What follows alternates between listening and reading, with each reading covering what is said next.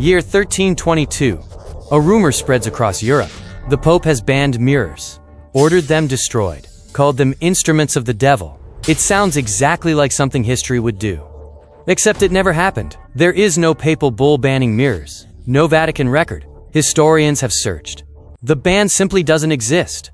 The story lives on YouTube, gets millions of views, gets passed around as settled fact, and almost nobody checks it.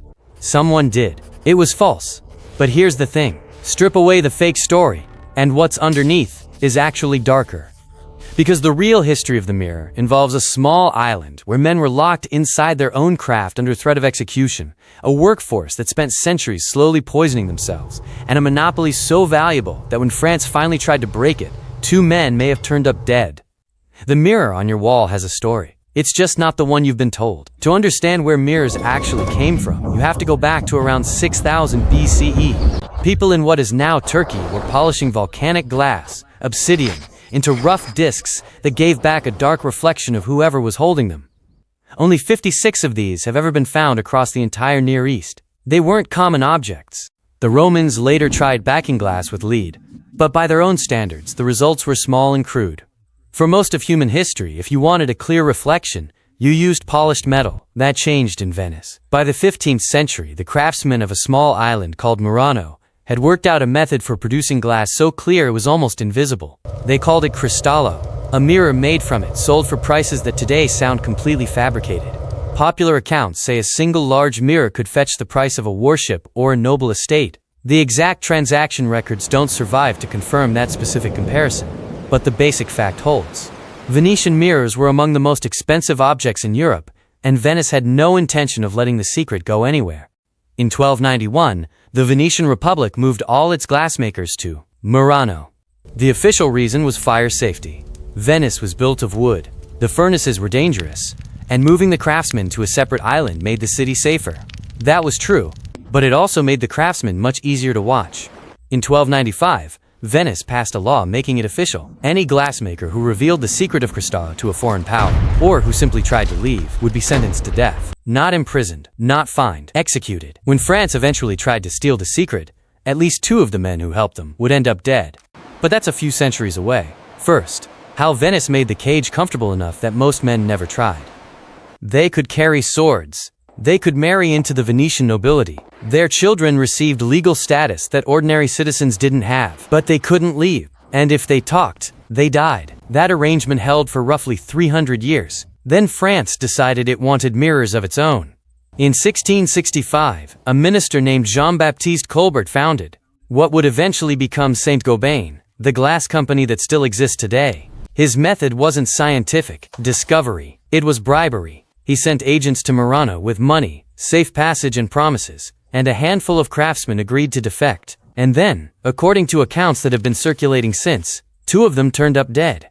The claim is that Venice dispatched agents to France to silence the defectors. It might be true.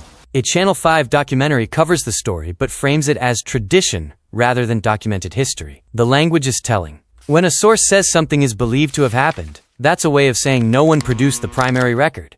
What is confirmed is that the Venetian government was furious, that the defectors passed enough of the technique to get the French factory running, and that by 1672, France simply banned Venetian mirrors from being imported. Venice's monopoly was finished. But here is the part of the story that most videos skip entirely, because it's less dramatic than Assassins and doesn't make for a clean thumbnail. The craftsmen who held that monopoly were dying from it, not from violence, from the mirrors themselves.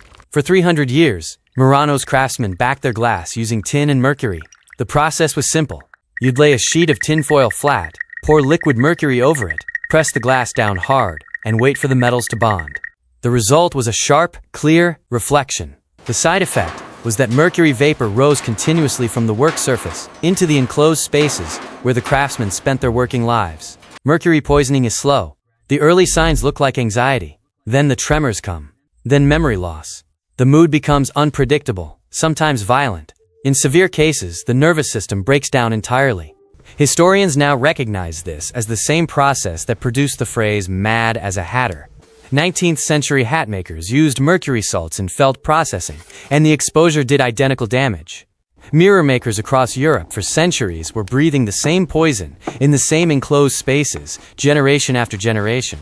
nobody stopped to call it a problem. Nobody named it at all. That changed in 1835, when a German chemist named Justus von Liebig published a different method. Silver nitrate, reduced in solution, deposits a thin metallic film onto glass cleanly, without mercury.